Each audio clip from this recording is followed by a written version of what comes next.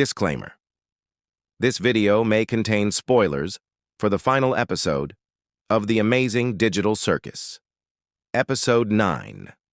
If you haven't seen the episode, go watch it before viewing this one. Also, my rankings on this video does not mean I hate any of the characters at the bottom of it. I like every single character of the show. Some of them I just like more than others, and all credits go to Glitch and Gooseworks for this amazing show. Without further ado, let's get into it. What's up, my chickens? And today, we're going to do something special. So, if you saw my community post last night at 5 in the morning, I doubt barely anyone was up then, unless you were watching the episode, of course. But yeah, The Amazing Digital Circus has officially ended. Episode 9 released yesterday, and if you've read the community post, you already know how I think about it. It was the best ending I could have ever asked for. Like, I honestly couldn't have asked for anything better. I mean, there's a few issues I have with bits in the episode, but I'm not going to say them yet, at least. But yeah, anyway, today's video is the one I promised. It's the one I promised you in another community post, stating that I was going to make a revise of it. So, do you remember the last video I made of this? The video where I said my favorite to least favorite Digital Circus characters, and I was going to update it. Well, today is the day. Today is that day where I update the ranking of the thing. Some characters have moved up, some characters have moved down, some characters have not even moved at all, and yeah. And remember, if you want me to make a video on the AIs of this thing, because now we've got a full-on definitive finish, that made no sense, but yeah. So this is going to be the new updated version. And if you heard the disclaimer at the start, there's most likely going to contain spoilers here. So, yeah. Without further ado, let's get started with it with my first favorite.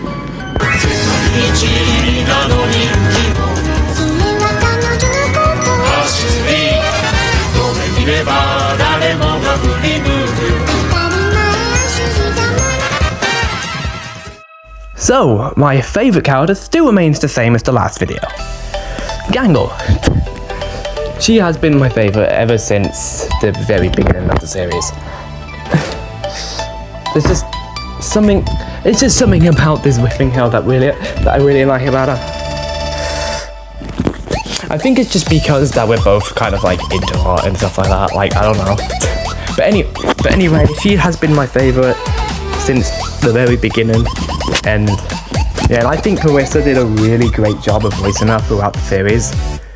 You can really tell how much work she put into that, and I'm glad she did, because I couldn't have asked for a better character, for any better way of that being done, and I really appreciate that. Especially in the episodes where she had more stream time in. But yeah, and she stays here because I just find her also pretty adorable, and as well, I even have her like right next to me right now, which is funny enough. Not the voice actor, the flippin' plushie of Gang, you weird. But yeah. But I also want to bring up this scene in the end credits of episode 9. It's funny to see how Axtragedy is actually canon.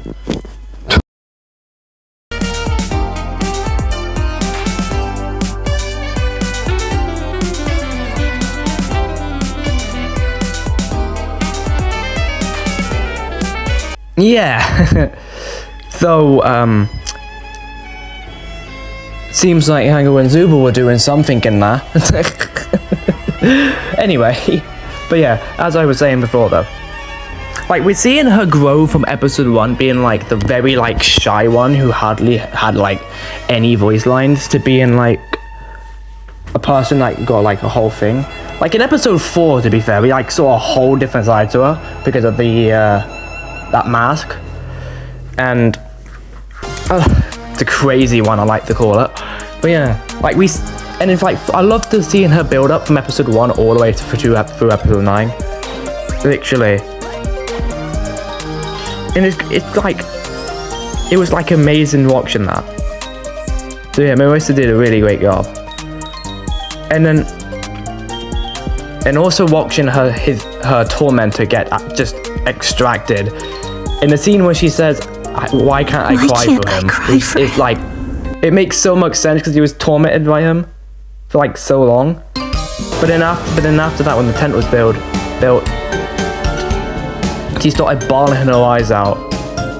It's like she couldn't hold it in the sadness anymore for how long. To be fair, speaking of that, there's a scene in this episode that really disturbed me. It was early on in the episode when Pomni enters Jax when he's extracted. This scene really disturbed me. Roll the clip. Some gusto into it. We're gonna make this the best funeral ever. It's what Zubul would have wanted. Remember, it's not a mourning of death. It's a celebration of life. Sup? Jax, why are you wearing that? Wearing what? Oh, this! I figured what better way to honor Zubul's spirit than by wearing something all gender freaky, right? You're just doing it to make fun of them. Isn't that what you're doing? I hate you. What? Don't act like you don't like it, sweet cheek. Meet me in my room after the funeral. Don't be late.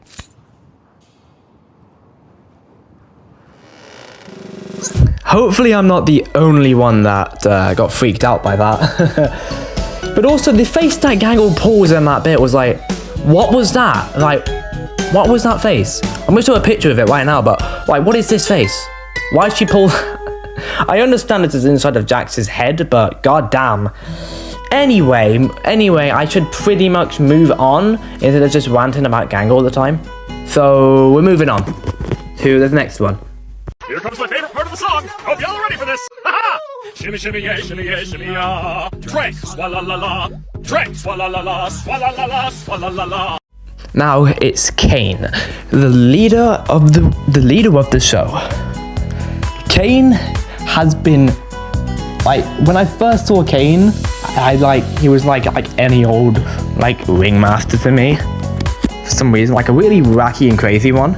But then as his story got built on more and we found out that he's truly more misunderstood rather than just evil, it really stuck to me, especially in episode 8 when he had his crash out. Yeah, I mean there was a valid reason for that crash out, but it wasn't him basically that did it, it was Bubble that pushed him into that. But I do love that after he got deleted, he immediately figured out he was in the wrong and literally went to fix it all. He was like, did I ruin this?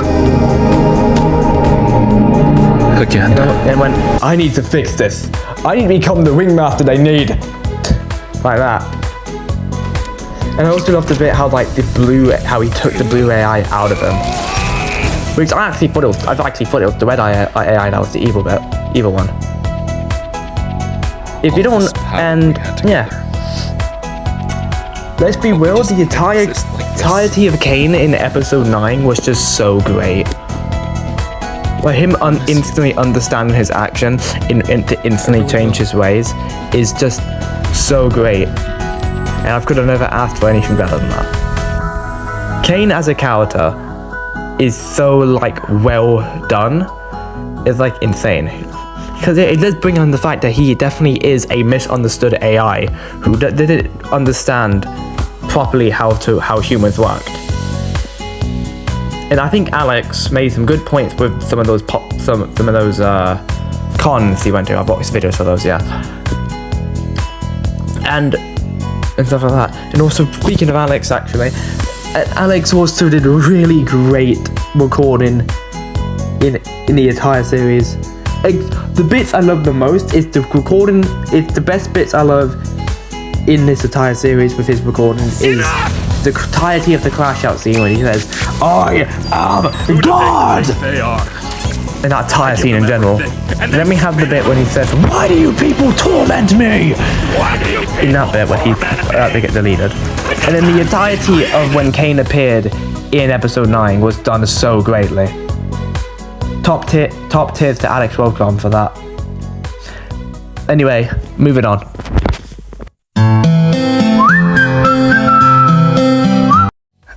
Now we have everyone's favorite father figure, Kinga. So, Kinga is my third favorite. He was close to, although when I was thinking of it, he was close to overtaking Kane before episode 9 came out. But then Kane just kept his spot there. But yeah, Kinga is like one of the favorites of the entire series. Like, I started off thinking that Kinga was not going to be too important to the series. Then when we got to episode 3, I was like, maybe this guy might be something more interesting than I first thought. Then when we got to episode 6, it was like, I think he might be the person who made this. And then that got revealed in episode 8. I was like, yep. Wait, I'm just gonna remind you that I predicted everything that happened in episode 8. No need to gloat. I'm not gloating about it. Actually, I kind of am. Sorry. But yeah. Kinga is like one of the best characters in the thing. That's why he's my third favorite. Just seeing this chess piece, bro. And yes, by the way, I'm going to be adding the new characters into this as well. So, yeah. Anyway, moving on. Oh my god, same. I used to swear so much, but the censoring annoyed the shit like that of me. You gotta watch out for her. She's gonna corrupt you. Had to see that she fully took her to the kitchen, put her right there on the table. So to the death, I'm tryna make these bitches wet. I'm tryna keep that pussy wet. I'm tryna fuck her in the front. I did say I was doing the new ones. So, next is Ribbit. We've known about Ribbit since, I believe, episode 5. Episode 5, because when Magatha brought her up, when she said not anymore. But yeah. And that's why Jax looked so concerned. I'm so glad we got the confirmation. Like, when I first saw episode 5 in that theme, or like I said, that was like, what's going on here? And then we finally found out that it was about Ribbit. Anyway, although Ribbit only has one major appearance in the entire show, she is a really important thing to Jax's story. Like, she is incredibly important. She was one of Jax's closest friends, along with Cosmo. And yeah, I also just love her voice as well. Sky, I believe that's what her name is, the voice actor. Yeah, it was. Did a great job of that, even though she was only appeared in like one episode. But does that really matter? No. I'm like, Ribbit is just like a really good character in general. Like, although she only appeared in one episode, which was the final. But yeah, it's a shame how one thing could end up ruining their relationship, though. I do feel like, though, that Ribbit might have been pushing a little bit too hard to get Jax to open up. But I don't think it was necessary for Jax to completely isolate her, to completely just get rid of her from her entire thing, just because he was afraid to think what could happen. And Ribbit's abstraction was literally all because of Jax. And he knows that.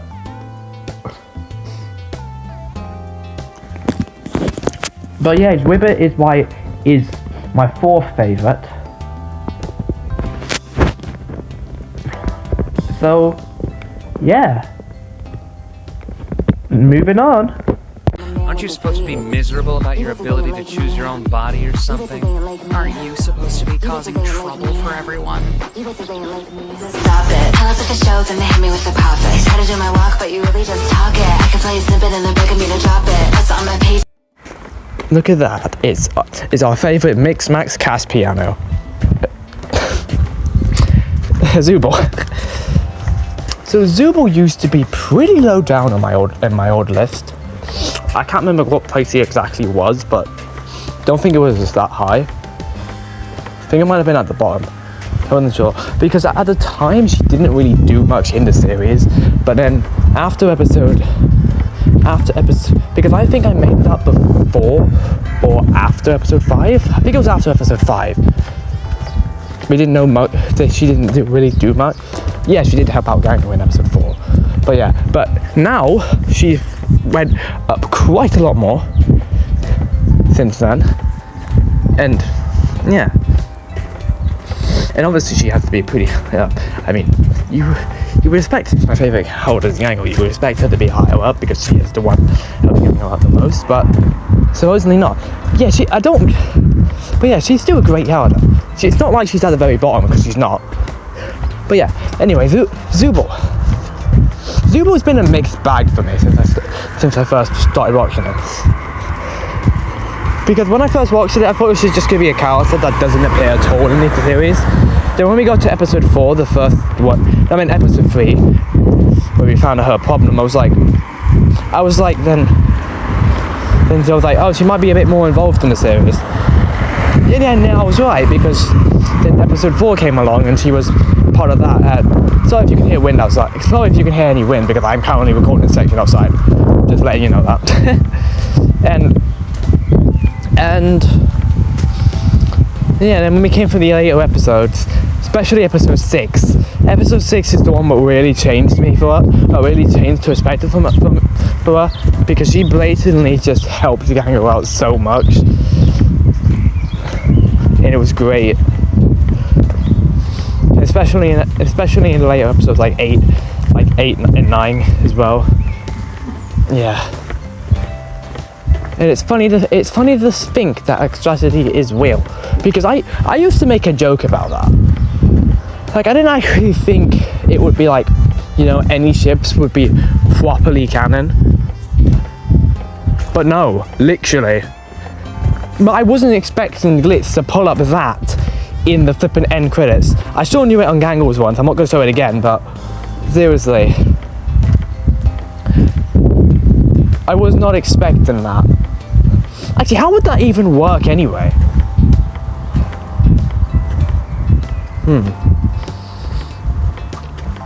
Because Zooble doesn't have a mouth. And Gangle's made of ribbon. And not technically, I don't know how that would work. But it's funny to know. It's funny to know that happens, I suppose. Yeah.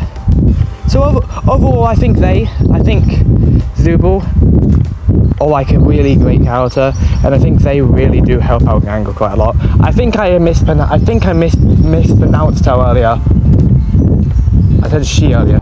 I meant they. Just forget I said she before. It's they. Sorry. I'll have to rewatch this bit just to make sure. But anyway, moving on.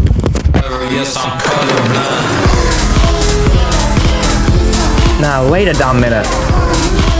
This is the wrong person. This ain't Poppy Playtime. It's Digital Circus. Get out of here, prototype. There we go. That's better. I don't know how I managed to get prototype here though. Anyway, Pomni.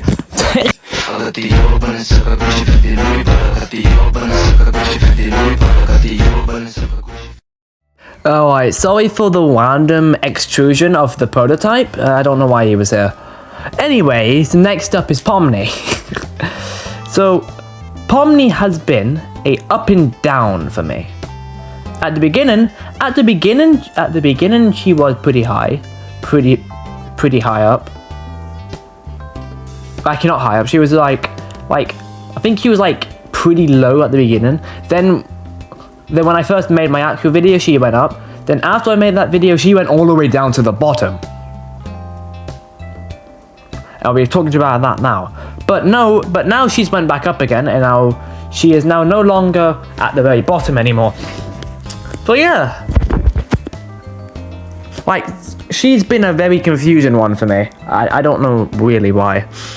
And the reason why she went down to the bottom last time was because of episode 8.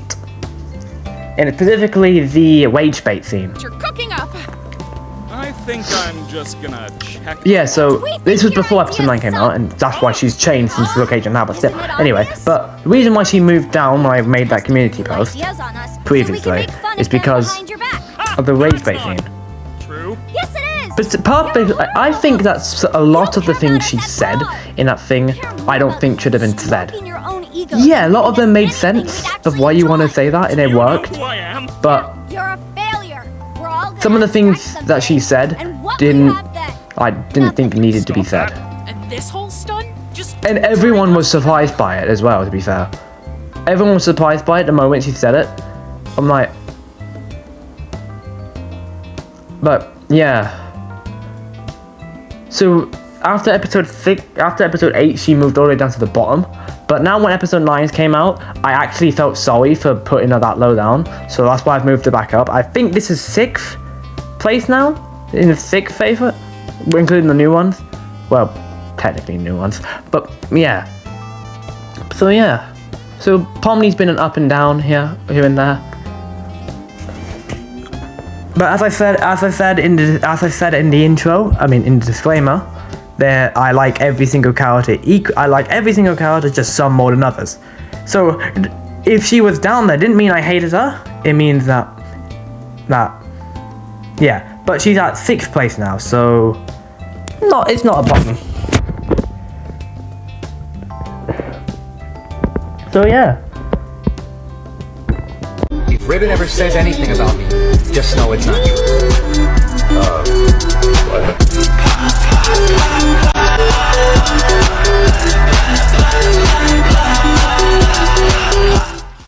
Now we've got Cosmo.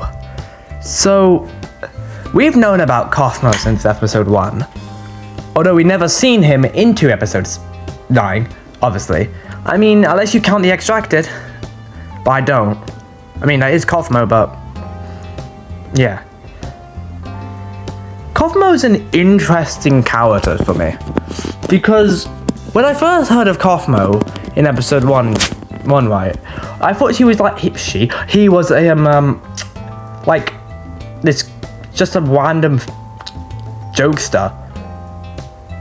Like, just like a regular cloud or something like that. I definitely was not expected the voice from the advertisement to be his actual canon voice though. But yeah. So Cosmo to me is an interesting character. And like a lot of stuff. And yeah. But Cosmo is also another pretty important character to Jax's life. I mean, he's a little bit less important than Wibbit was, but he's still a key importance of it. And yeah. Because Cosmo was also one of Jax's friends before. And I'm actually so glad we actually finally get to see something with him. Right, moving on. And it goes like, hey, these voices in my brain sound out like hand grenades. I guess they're here to stay. Hey, la la la la la, bang. It's just another day. Fear rates on my parade. So if you feel the same, say la la la la la. And now we have everybody's. The crazy yellow-toothed rabbit. The recently extracted. So, Jax. Jax has always been quite low on my list. He did overtake Pomni once. But no, Jax has always been at the bottom of my list. He's never been truly one of my favorites. And I don't think he ever will be. But yeah, Jax to me is just yeah. Let's be. I've made a couple of characters that are somewhat similar to Jax, namely Zyrex, but no, not Zyrex. Yeah, Zyrex. Yeah, namely him, but still. But I feel like the way he treated other people in the entire series is like really bothers me. Although he did have a really tragic backstory though that we found out. And so basically, because basically he talks to Whippet, right? And he talks about his backstory, about him, about his mother and his dad. His dad being always disappointed in him and eventually leaving and never returning. Jax's dad went to go get the milk. sorry. and then, yeah. Then his mother suddenly changed and then became abusive, kind of like Ragatha's mother in a way. And then when Jax like called her out for this or something like that, say something that he regretted saying, his brother literally belated him and then hugged him. I'm confused at that bit. Like, how could you suddenly yell at your son and then proceed to hug him? But and I feel like if someone did that, they randomly came to hug me, I would do exactly what Jax did, pushed him off me, because I would be concerned. I would be confused. Then again, Jax pushed her off. But the problem was that, he said with all the possible force, with all the force he could possibly do, and that push must have been really hard for Baker not be able to get up. I have a feeling that Jax might have accidentally killed her or knocked her out, but we never know that because Jax ran away after that, and then became homeless. So yeah, Jax has a pretty big tragic backstory. But yeah. But one thing that does actually slightly upset me about episode 9 in general is how Jax is the only one of the main people who do not make it out. Well, technically none of them make it out of the circus. That's the whole point. But Jax is the only one out of the main lot who does not even get to see the light. Doesn't even get to see the light of day anymore. Yeah, he still might be part of the circus, extracted in that big old tent, but he doesn't get to see the new world of what Kane created for them, what they all created. And that kind of upsets me, to be fair. I mean, it makes sense. It was teased to us that he was going to extract at some point in the series because of episode 7, but it's a shame how he's the only one in the whole series that doesn't get a good ending. It's a shame. But hey ho, there's nothing really you can do about that. Let's be real, if Jax was still here, I feel like the circus would still be hell, so... Oh, and also, to Michael Kovacs, he did such a great job with Jax in the final episode. It was insane to see that. Let's be real, all the voice actors did really great jobs throughout the entire series, but the final episode with Jax really was insane. This episode was mainly Jax focused.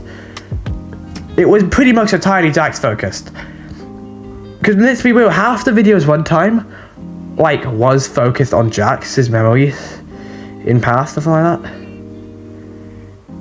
It does make sense because Jax is one of the main characters apparently. Jax and Pomni are. And then yeah. So yeah.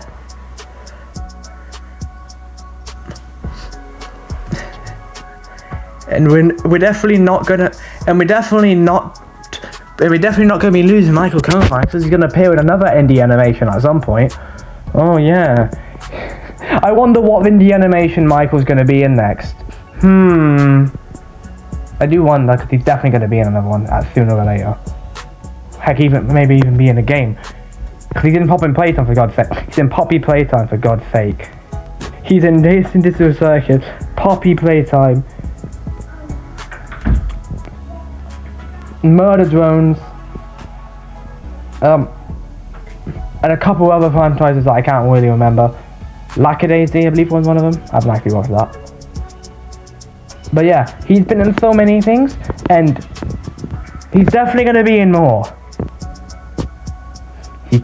You can't escape this guy. You can't escape him. He's everywhere.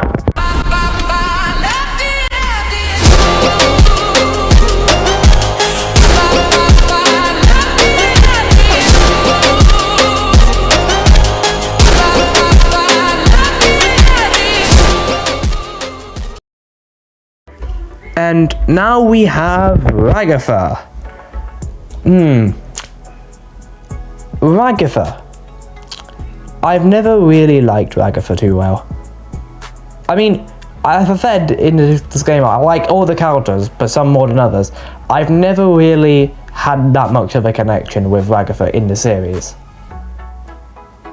Her voice actor's great. Amanda Hufford's great, but I've never really had a connection with Ragatha as a character.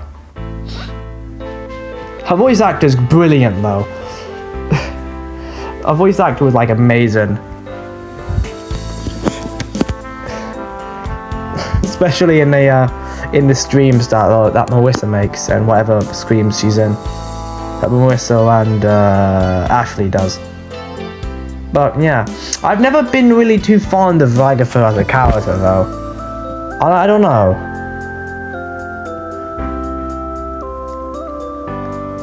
Again, I don't hate any of the characters. I don't hate any of the characters. I like them all. I just some of them I like more than others. But yeah, I never really liked Ragatha too well. I sometimes think she can be a bit too pushy. You know?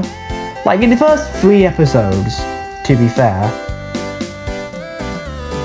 The first 3 episodes, especially in episode 2, I feel like she was like a bit too like pushy, or like a bit too too quick to try to get Pomni into everything, because she didn't just arrive and like Ragatha was like immediately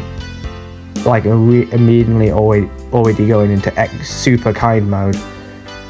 And personally, I wouldn't, if I randomly spawned in a place I don't even recognize, I wouldn't want someone literally coming into my face and just going, yeah, look, don't worry, everything's gonna be fine here. Like, yo, I just got here, chill out, please. But yeah, I think she can be a little bit too pushy when it comes to the way she does it. I understand that she's trying to help people and all, but I think she just could be like, is a bit too pushy a bit. Again, I don't hate any of the characters, I'm just saying. Well, yeah. Although Ragatha was hilarious in episode 4, with the stupid sauce. I wish someone would flirt with me. Like, oh. But yeah, other than that in episode 4, there's not really much else I can actually say I like about her. I mean, I don't hate her.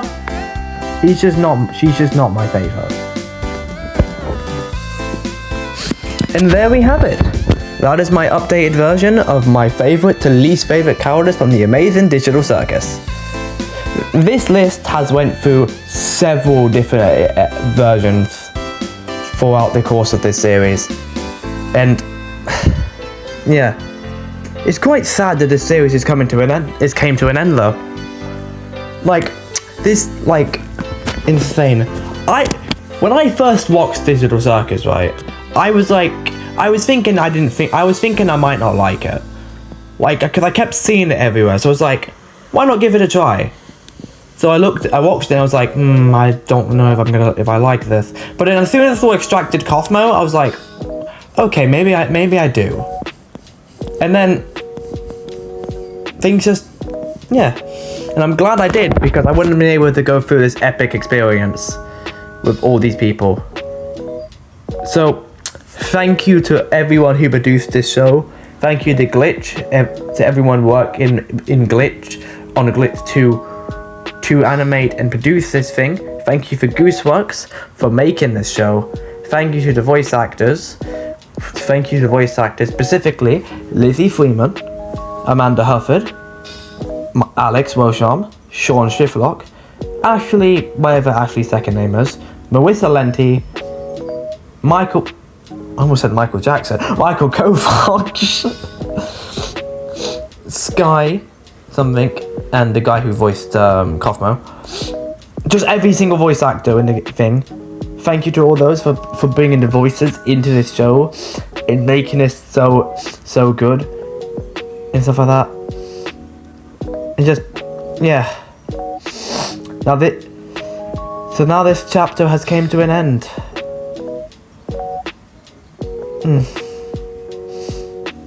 But don't expect it to be fully gone. You might still see more of it. Not full on episodes, but judging by what they've done with Murder Drones lately, they had little shorts and marketing things. Don't expect Digital Circus to be gone anytime soon. But before we go, I have a quick little message from Byron. Because, yeah. Hey, Byron here. So, our chapters came to a close. It's over. Everyone is now have the ability to do what they want, when they want. I'm so glad that we finally managed to get through the game. But unfortunately, that means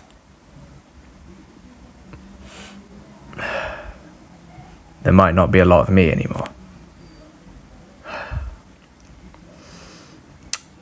Yeah, I'm not going anywhere, but our story is over. And yeah, my job's done. I came to the circus for one reason, to save them. And I succeeded in that. Partly. Even though I didn't need to save them. I came in here thinking that their souls and bodies were physically stuck in this world. But I didn't know that they were actually digital copies. And I'm the only one that's not. But it doesn't matter. They're safe now. Kane finally understands what he did wrong. And that's all right. That's all we needed. So our story might have came to an end, but the world surely hasn't.